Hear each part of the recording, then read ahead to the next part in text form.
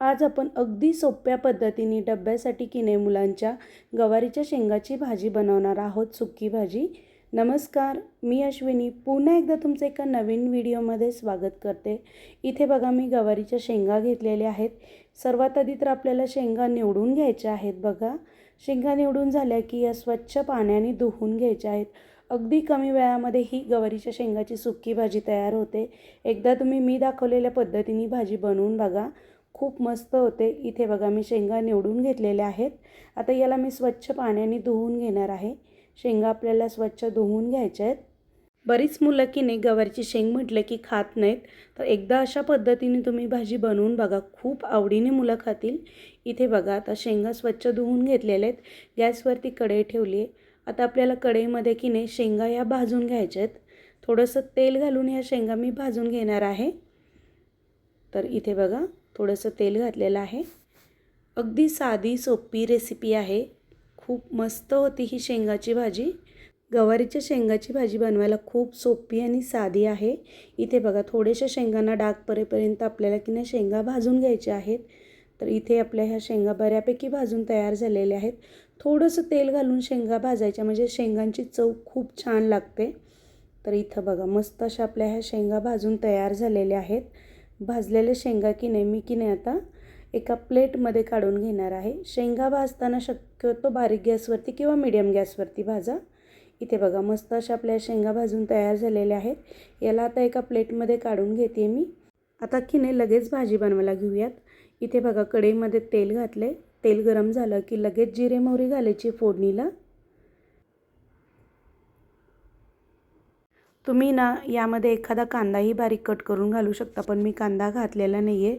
साधी भाजी बनवतोय आपण, गवारीच्या शेंगाची सुकी भाजी। आता इथे बघा भरपूर असा लसूण मी सोलून घेतलेला आहे।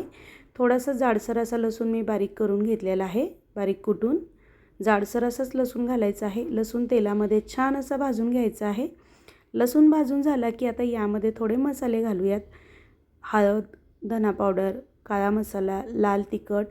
तुम्ही तुमच्या गरजेनुसार कमी जास्त मसाल्याचा वापर करू शकता।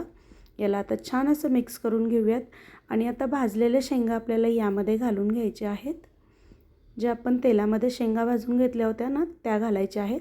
याला आता छान असं मिक्स करून घ्यायचं आहे। अगदी 10 मिनिटामध्ये ही गवारीच्या शेंगाची भाजी तयार होते, बिलकुल वेळ लागत नाही। याला बघा आता मस्त असं मिक्स करून घेऊयात। शेंगा पण लगेच शिजल्या जातात, आपण शेंगा आधी तेलामध्ये भाजून घेतलेल्या आहेत ना, त्यामुळे लगेच शिजतात। तर आता यामध्ये चवीनुसार मीठ घालायचं आहे आणि इथे मी शेंगदाण्याचा कूट घालणार आहे आता, बारीक करून घेतलेलं। चवीनुसार मीठ घातलेलं आहे। याला छान असं मिक्स करून घेऊयात। आता की नाही शेंगदाण्याचा कूट घालते, गरजेनुसार तुम्ही कमी जास्त घालू शकता कूट, पण शक्यतो कूट थोडासा जास्त घालायचा म्हणजे की नाही भाजी खूप छान लागते खायला। तुम्ही एकदा अशा पद्धतीने ही गवारीच्या शेंगाची भाजी बनवून बघा। तुमच्या मुलांना भाजी आवडत नसेल ना, तर खूप आवडीने भाजी खातील। तर बघा हे छान असं मिक्स करून घेतलेलं आहे। गॅस बारीकच ठेवायचा आहे, फुल गॅस करायचा नाही किंवा मीडियम करायचा आहे आपल्याला। आता की नाही आपल्याला शेंगा की नाही वाफलून घ्यायच्या आहेत। त्यासाठी थोडंसं पाणी घातलेलं आहे। बघा किंचित पाणी घालायचं, खूप जास्त पाणी घालायचं नाही। 4 ते 5 मिनिटांमध्ये शेंगा छान वाफवल्या जातात, मस्त शिजल्या जातात। इथे बघा आपल्या शेंगा छान अशा शिजून तयार झालेल्या आहेत। मस्त अशी आपली सुकी गवारीच्या शेंगाची भाजी तयार झालेली आहे। तुम्ही जर माझ्या चॅनलला नवीन असाल, तुम्हाला माझी व्हिडिओ आवडत असतील, तर प्लीज चॅनलला लाईक करा, शेअर करा आणि सबस्क्राईब नक्की करा। अगदी कमीत कमी वेळामध्ये इथे आपली गवारीची सुकी भाजी डब्यासाठी तयार झालेली आहे। नक्की बनवून बघा। पूर्ण व्हिडिओ पाहिल्याबद्दल धन्यवाद।